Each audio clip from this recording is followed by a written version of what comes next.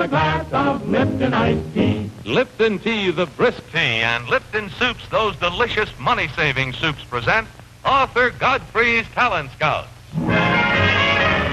Lipton soups are thrifty, best that you can buy.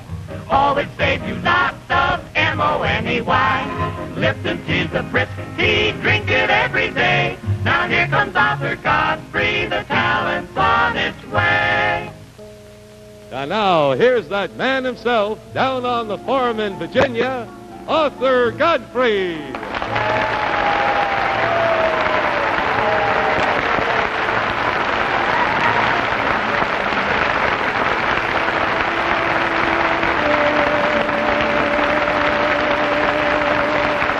Thank you. Thank you very much. Thank you, George Bryan. And you, Archie Blyer, in the orchestra. And hello to all the rest of you. It was awfully nice of you to come down to the theater tonight, and nice of you to tune in around the country. Tonight, I think I have for you only 2 words.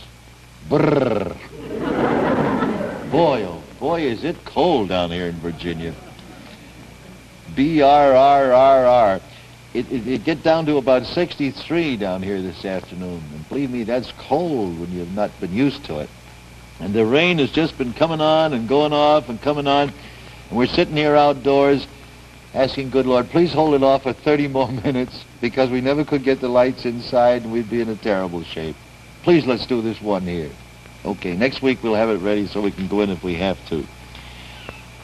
You know, this cold weather has brought an unexpected fragrance to the countryside. I wish I could impart it to you some way over the television. It would be a wonderful thing if you could just get the fragrance of the mothballs in my cameraman Duffy's long underwear tonight. It's a beautiful thing to behold. But the cold doesn't bother me, not in my fur-lined shorts that I have. It wasn't very nice weather for the anniversary, though. You knew that it was an anniversary?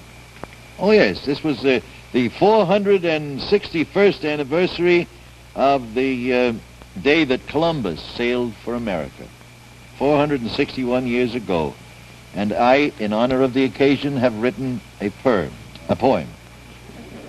In 1492, Columbus sailed the ocean blue, fought wind and storm and angry crew, discovered the land of the brave and the true, and then back to inform his queen he flew.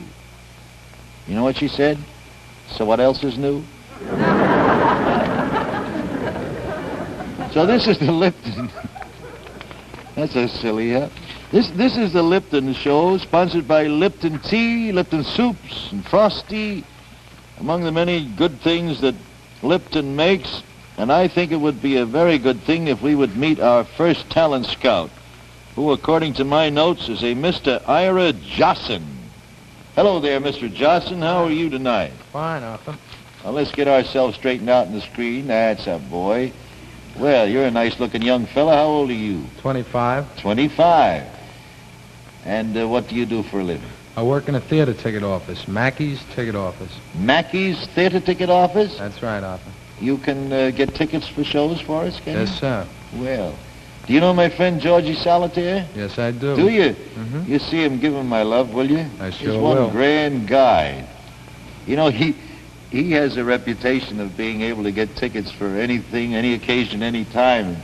Somebody asked him just the day before the coronation of the Queen the other day if they could get tickets for there, you know, and he called up in a little while and says, I got 2 in the rear avis for you, but they're not together.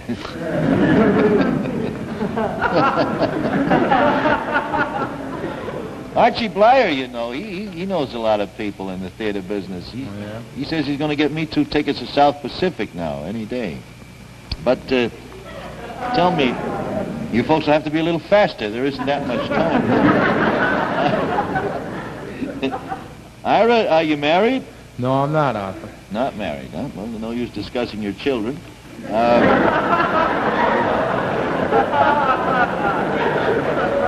Do you have a little lady in mind, maybe? Yes, I do. Oh, good. Is she watching tonight? Yes, she is. Well, I hope so. I She's going to see a very handsome man. I hope somebody takes a picture of that and shows it to you. They're a very good-looking fella. Thank you. Tell me now, whom did you bring us? Well, 3 fellows I met in the service, and they're known as the Drifters. The Drifters? Yes, sir. You met them in the service. What branch were you in? Well, we were all stationed down at Camp Gordon in the Signal Corps. I see. And they had been together before they came in the Army, or did they meet in the Army? No, they met in the service. Is that so? And since then, since their discharge, have they been working professionally? Well, after they got out of the service, they went down to Miami and played at the Casablanca Hotel and the Rainbow Room down there. Uh-huh. And from there, they went to Canada and played in the Elmwood Room and the Berkeley Hotel. Oh, yes. They ever been on TV? Yes, they played at the Stork Club. The Stork Club? Mm-hmm. That's a nice place. Golly, I've forgotten what it looks like in there. I haven't been in there for so long. Well, thanks ever so much, Ira. It was nice of you to bring these boys down here. Let's put them in the Lipton spotlight and see what the folks think. Here they are, ladies and gentlemen, the Drifters. He's just a sentimental gentleman from Georgia, Georgia. Gentle with the ladies all the time, rooty-dooty-dooty-doo. And when it comes to loving, he's a real professor. Yes, sir, just a Mason, Dixon, Valentine. Oh, can't you see those Georgia peaches hanging around him now? And what this fella teaches, nobody else knows how. He's just a sentimental gentleman from Georgia, Georgia. Gentle with the ladies all the time, 'cause he's strictly from Georgia, Georgia. No peace of mind, just an old sweet song keeps Georgia on my mind. Because there ain't no Davis got a claim on sweet Georgia Brown. Hey, hey! 2 left people don't need a sweet Georgia Brown. Go! Fellas die, wanna die for a sweet Georgia Brown. Telling you why. You know I don't lie. When my baby takes a walk downtown, there ain't nobody who can hold her down. Fellas, she can't get off, fellas. She ain't met Georgia, named her Georgia, claimed her sweet Georgia Brown. Nobody could make Georgia true. That is until she met up to that sentimental gentleman from Georgia. I dig that Georgia, gentle with the ladies, gentle with the ladies, gentle with the ladies all the time.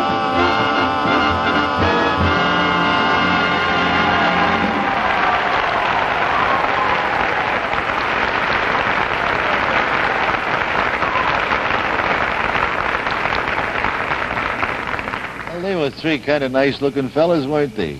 Looked like the kind of guys you'd like to know better.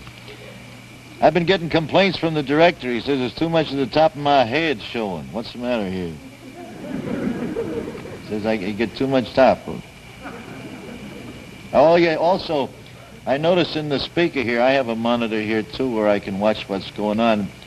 I would suggest to those of you who are at home with your TV sets that if you turn up the brighter a little bit, you won't get so many of my freckles. Try it.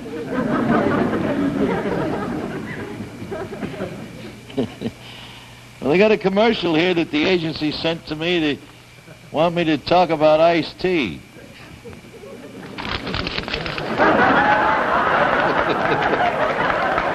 Boy, are they forever nuts tonight?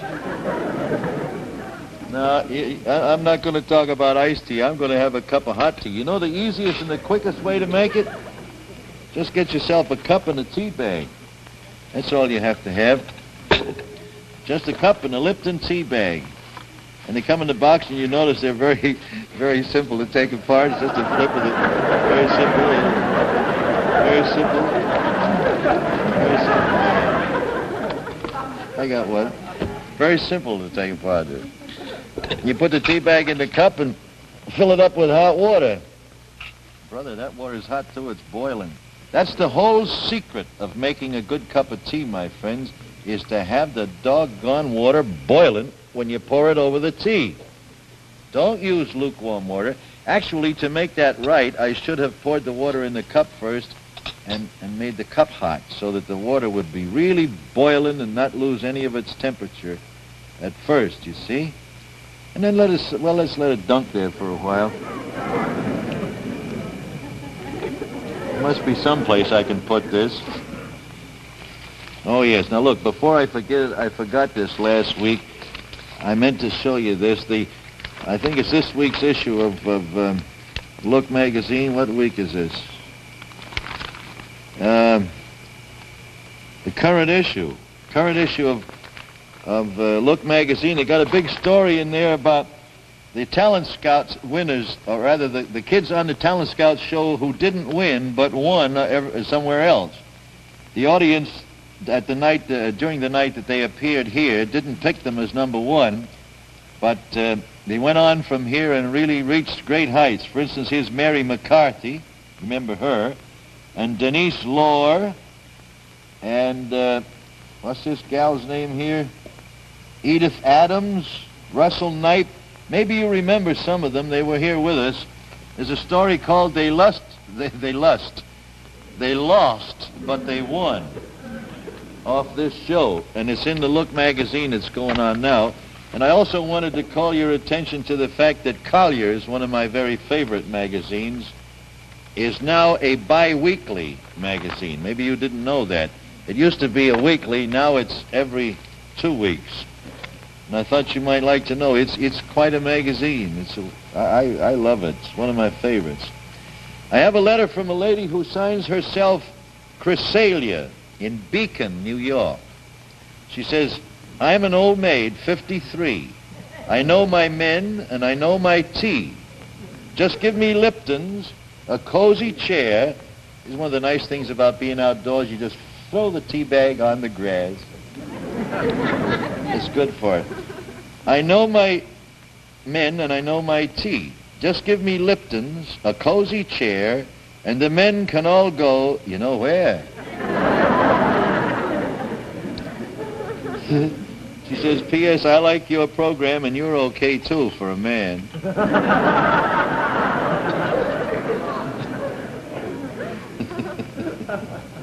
Oh, listen. Doggone, that's good when it's hot. See, I didn't put anything in it. Just drink it straight. That's me. You can put sugar in it if you like, and cream if you want to, or lemon or something. I just love the flavor of the tea. It's so brisk, this Lipton tea. The brisk flavor by itself. I hate to mess it up with sugar or anything. But look, I'd like to suggest something to you. Let me see if I can tell you this right quick, because we don't have too much time. While I was in the hospital, I met a wonderful man named Dr. P.D. White. I think he is recognized all over the world as the greatest heart specialist in medicine today. And he told me a long story, which he hopes I'll pass on to you from time to time, and I'm going to try to remember to do it, because he showed me the statistics. I wonder if you knew this. I didn't. That in 1952, 53% of the people who died in this country died of heart disease of one kind or another. That's 1 out of every 2, a little better than that. That gets pretty scary. Now, he told me some things that they have learned, he and his associates, in the past 3 or 4 or 5 years of their research, the latest things that you'll be sometime hearing about, because it takes a long time to get around. And we're going to try to spread them to you once in a while now, because maybe it'll save somebody's life. Here's the way Dr. White figures it. He has a motto: don't walk, run. The 2 great enemies of the heart are, 1, obesity, too much weight, too much to eat, and 2, too little exercise. If we watch our diet and keep our weight, and he says that the ideal weight is whatever it was you weighed when you were 25 years old. If you can maintain that weight, you'll live a long, long time with little, if any, heart trouble. And if you exercise properly, and I mean a lot of good, violent exercise, not just easy stuff. And to watch the diet, of course, I was just thinking of the tea. That's what made me think of it. When you want something to drink, learn to drink tea. I doubt if there are any calories in it at all. I doubt very much if there are any. There may be a few, but very little, very few. You can drink tea all day long, and it soothes you, it cools you if it's iced, it's refreshing to you if it's hot, and it doesn't add to your caloric intake. Might be a thought. Maybe you live a little bit longer. I personally have no desire whatsoever to leave this Vale of Tears. I love it here. Now let's meet our next talent scout, who is a little gal named Miss Marcia Silberglatt. I hope I have that right. Marcia, come on over here where I can see you. Oh, there she is. Yes. I see how you boys feel. Yes. Well, howdy. Howdy. Well, how are you? Yeah, come on over close here.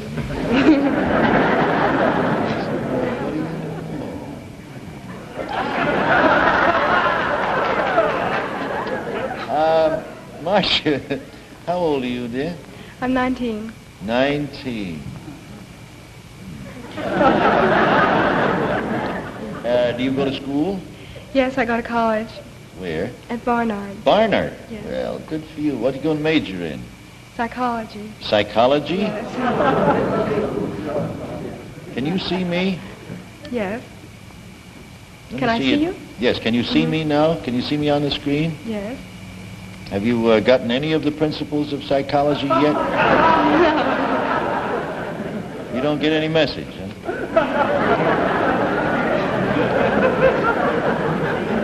That's the way it goes. Did you hear the story about the psychologist that was called in because the parents had a little girl that was just an obstreperous, obnoxious little brat and nobody could do anything with her?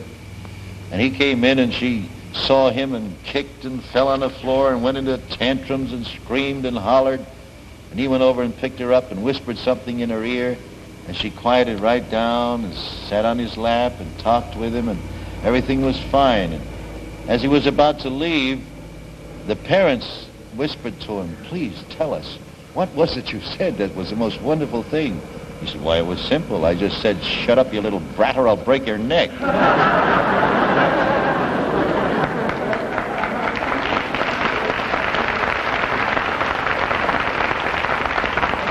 Well, Marcia, whom did you bring? What did you bring us?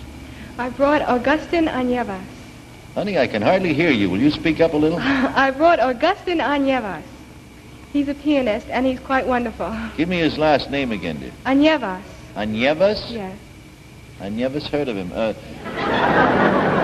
Augustin Anyevas? Yes. Anyevas, that's a nice name. And how old is he? Augustin's 19 also. 19 years old? Almost 19. Both of you. Are you college chums? Well, no. I met Augustin because he worked with my father, and he showed my father a clipping. My father wanted him to meet the family and wanted us to meet him and hear him. So he came home and played. Fine. What's your daddy do? Well, my father has a messenger service, and Augustin was working there after school. Oh, I see. And where did Augustin study? He studied music with his mother, who was his first teacher. That was at 3 years old. Uh-huh. And he's had scholarships with teachers, and he now has scholarship to Juilliard, where he'll be studying. Good. Will this be his first professional appearance? No, not at all. He played before an audience with his mother when he was 4 1/2. He played at the home of the Mexican Consul General, and the Mexican Consul General was so impressed that he wanted him to play at a program for Mexican Independence Day at Carnegie Hall. In fact, the general cut his speech short so that Augustin could play. Say, and he did. But all Mexico loved him for that, huh? Well, wait. So there were representatives there from both nations, United States and Mexico, and the ambassador from Mexico to the United States asked him to play at a concert at the Pan American Union in Washington. So he played there, and after that, the ambassador was recalled to Mexico. That was 2 years later.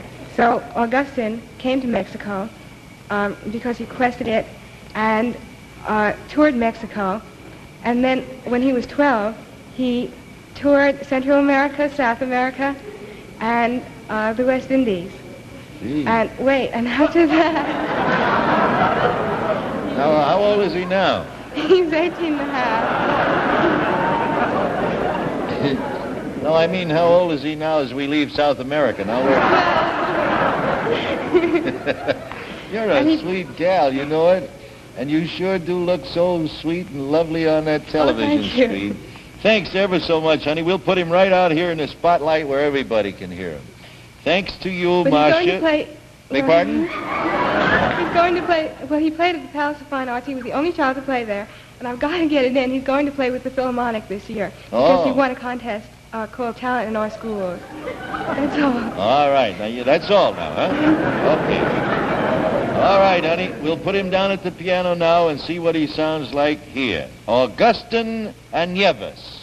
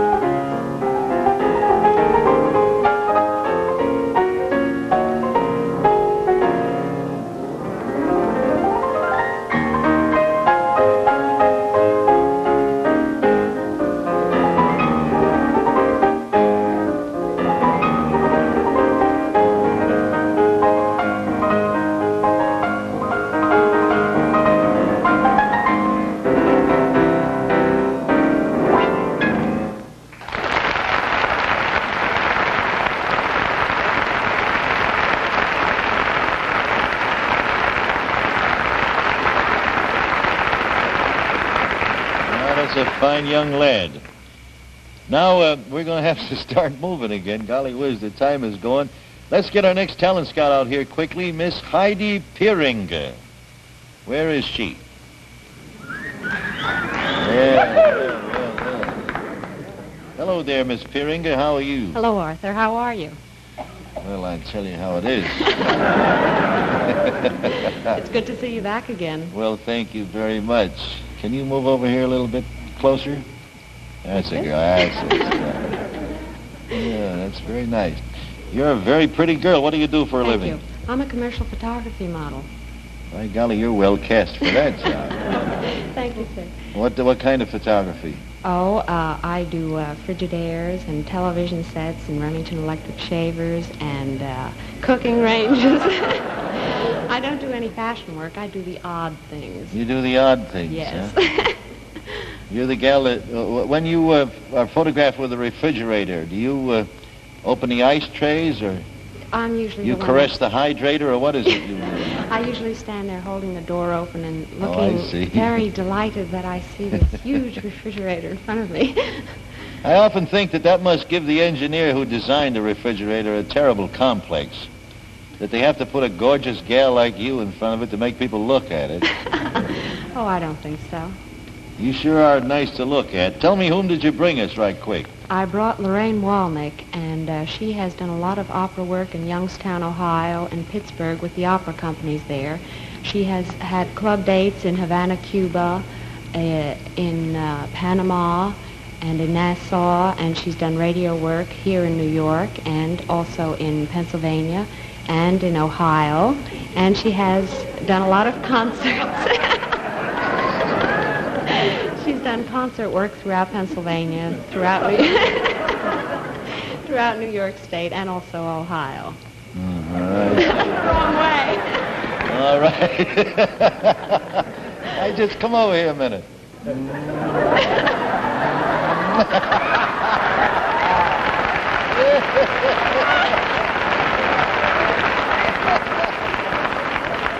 Oh boy, I'm going to get well quick now. Well, see, we better get her on out here quickly, or we'll have no time to listen to her, huh? Okay. Thanks ever so much, Heidi. Let's get her on the stage right now. Lorraine Walnick. Thank you.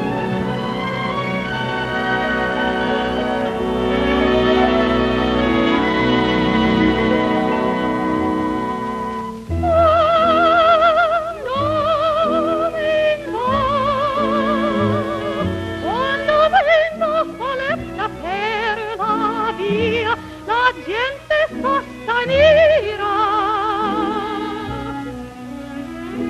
en avenesta via tutta ricerca lei da capo a piedi era por allor la brama fiassatil era gli occhi tranquilli e dai palesi vestin dell'erba alle acute vena famiglie fluvio del Dio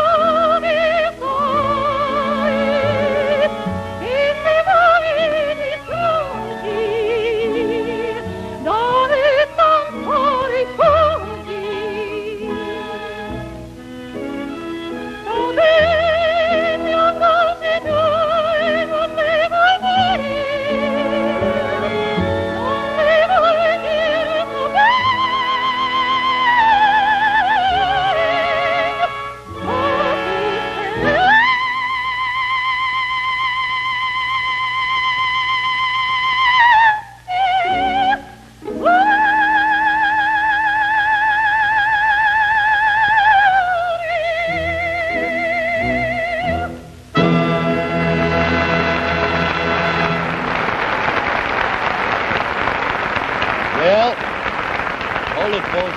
Hold it. We won't have time to judge them. I'm going to make all three of the acts winners tonight and have them with me all next week, okay?